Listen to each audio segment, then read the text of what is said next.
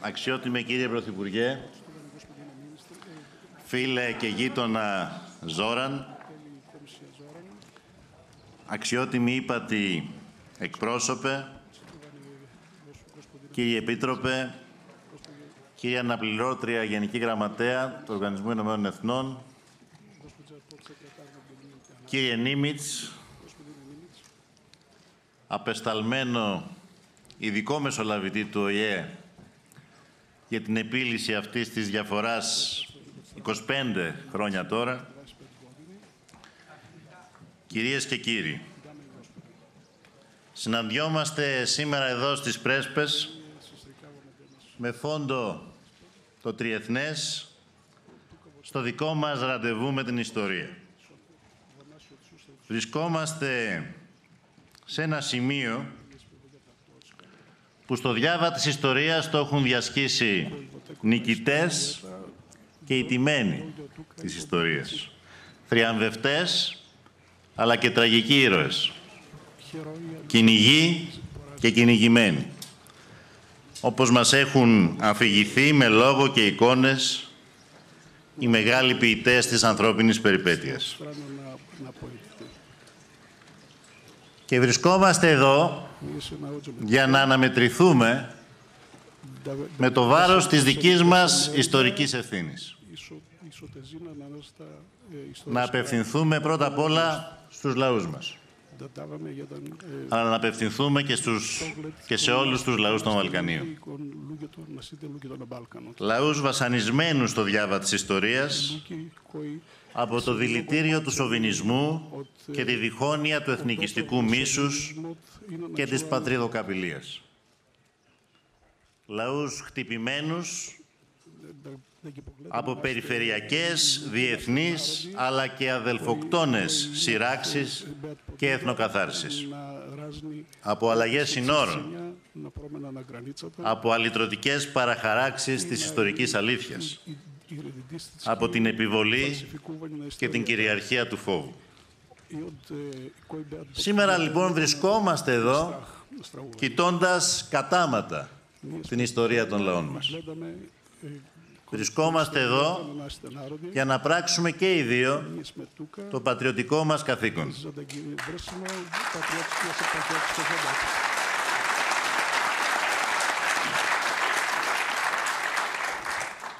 Δεν ανταμώνουμε σήμερα εδώ για να θρηνήσουμε τις ήττες του παρελθόντος. Κάνουμε ένα ιστορικό βήμα για να υπάρχουν από εδώ και στο εξής μόνο νικητές. Για να επουλώσουμε τις πληγές του χρόνου, να ανοίξουμε το δρόμο της ειρήνης, της συναδέλφωσης, της συνεργασίας, της συνανάπτυξης. Όχι μόνο για τις χώρες μας, αλλά και για όλα τα Βαλκάνια, για όλη την Ευρώπη. Για να βαδίσουμε μαζί σε μια νέα εποχή περιφερειακής σταθερότητας, ευημερίας και ασφάλειας. Η σημερινή μας υπογραφή πιστεύω ότι βάζει τα θεμέλια για αυτή τη νέα εποχή. Κύριε Ζόραν, όταν πριν από 6 μήνες συναντηθήκαμε στο χιονισμένο Νταβός, έκανε πολύ κρύο τότε. Ήταν το κρύο αυτό όχι μόνο εκεί όπου συναντηθήκαμε, αλλά για 25 χρόνια ήταν και στις σχέσεις των χωρών μας. Σου θυμίζω ότι πολύ λίγοι ήταν αυτοί που πίστευαν ότι θα τα καταφέρουμε. Πολύ λίγοι πίστευαν ότι θα καταφέρουμε να αφήσουμε πίσω μας 26 χρόνια άγωνης διένεξης ανάμεσα στις χώρες μας. Και όμως η κοινή μας βούληση ήταν αυτή που ξεπέρασε τα εμπόδια και τις δυσκολίες. Θέλω λοιπόν να ευχαριστήσω ιδιαίτερα για αυτή την πολύ μεγάλη προσπάθεια τους δύο υπουργούς μας των εξωτερικών, γιατί χάρη σε αυτούς βρισκόμαστε εμείς οι δύο σήμερα εδώ. Και θα ήθελα να ευχαριστήσω τον Οργανισμό Ηνωμένων Εθνών για της κυρίας Ντικάρλο και ειδικά τον ειδικό απεσταλμένο, τον κύριο Νίμιτς, ο οποίος για 24 χρόνια αγωνίζεται ακατάπαυστα για τη λύση του θέματος αυτού. Και να πω ότι δεν θα μπορούσαμε να βρούμε καλύτερη μέρα για να υπογράψουμε αυτή τη συμφωνία από τη μέρα των γενεθλίων του. Και ασφαλώς θα ήθελα να ευχαριστήσω την ευρωπαϊκή μας οικογένεια, την ύπατη εκπρόσωπο κυρία Μογκερίνη και τον Επίτροπο Διεύρυνσης κύριο Χάν. Καταλήξαμε με κόπο και ακούραστη προσπάθεια σε μια αμοιβαία υποφελή συμφωνία. Μια συμφωνία που σέβεται πλήρως τις θεμελιώδεις αρχές και αξίες των δύο πλευρών. Μια συμφωνία που μας επιτρέπει σήμερα να απευθυνθούμε στους πολίτες των χωρών μας, να τους κοιτάξουμε στα μάτια και να τους καλέσουμε να τη διαβάσουν και να τη στηρίξουν χωρίς προκαταλήψεις. Αν η ψυχή κάθε λαού είναι η ιστορία του, τότε στη συμφωνία μας καθρεφτίζονται οι ψυχές και των δύο λαών. Και αυτό την κάνει μια πατριωτική συμφωνία και για τους δύο λαούς. Μια συμφωνία που σε κάθε άρθρο της διαψεύδει πατριδοκάπηλες και μυσαλλόδοξες δυνάμεις και στις δύο χώρες, που επιχειρούν να εκμεταλλευτούν τις εύλογες και απολύτως σεβαστές ευαισθησίες των πολιτών μας. Οι ευαισθησίες αυτές άλλωστε υπήρξαν και ο οδηγός μας κατά τις διαπραγματεύσεις και κατά την υπογραφή αυτής της συμφωνίας. Τη συγγραφή και τώρα την υπογραφή αυτής της συμφωνίας. Και βεβαίως θα παραμείνουν οδηγός μας στην από εδώ και πέρα κοινή μας προσπάθεια η συμφωνία που σήμερα θα υπογράψουμε να καταστεί βιώσιμη. Γιατί η βιωσιμότητα μιας συμφωνίας δεν εξαντλείται στην νομική της διάσταση. Χρειάζεται από κοινού επένδυση για να ριζώσει στις συνειδήσεις των πολιτών μας. Να ριζώσει στις συνειδήσεις των πολιτών μας η οριστική λύση μιας διένεξης δεκαετιών.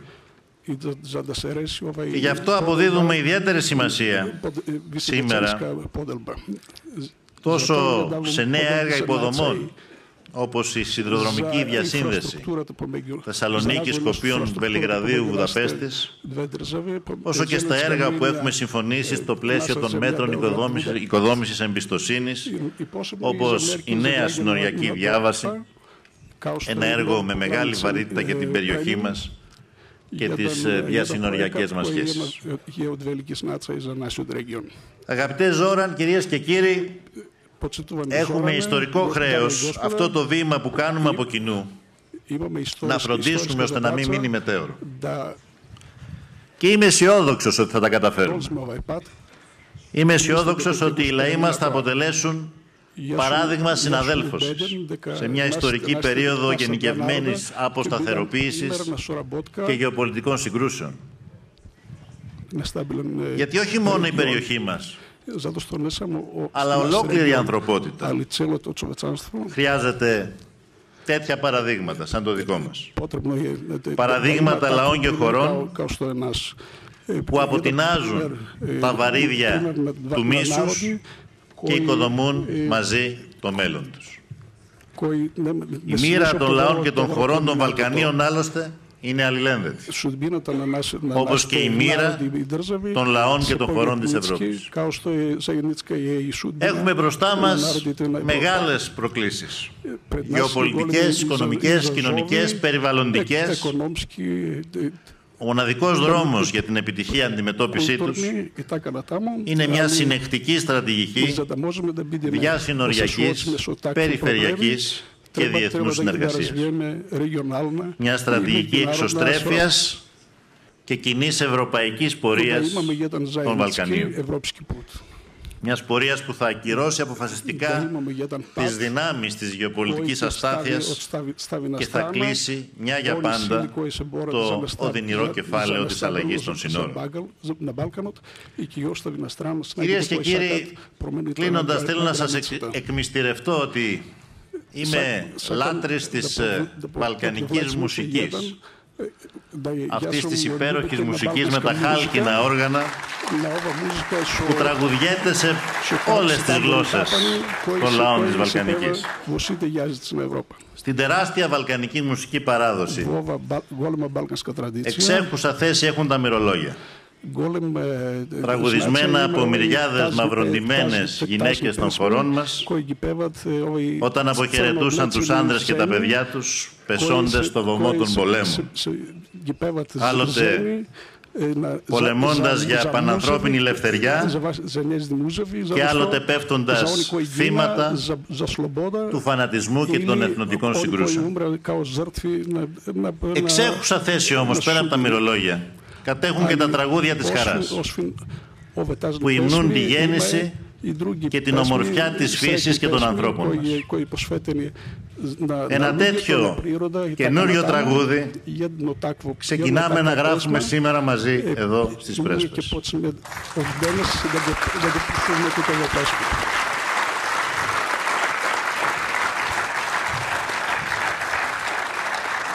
Και στόχος μας είναι αυτό το τραγούδι της χαράς να τραγουδιέται για πολλούς αιώνες και από πολλές γενιές μπροστά. Στη γλώσσα μας και στη γλώσσα σας. Στη χώρα μας και στη χώρα σας. Από το λαό μας και από το λαό σας. Ένα τραγούδι που θα γιορτάζει την ειρήνη, την αδελφοσύνη, την προκοπή και την καλή γειτονία των λαών.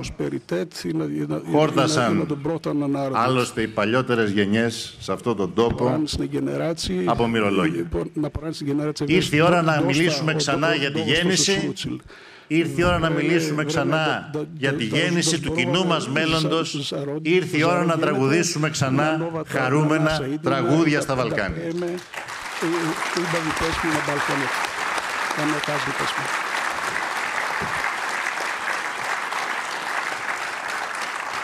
Σήμερα λοιπόν κάνουμε αυτό το πρώτο βήμα προς αυτό το μέλλον, ένα βήμα γενναίο, ιστορικό, αλλά και αναγκαίο για τους λαούς μας. Σας ευχαριστώ θερμά.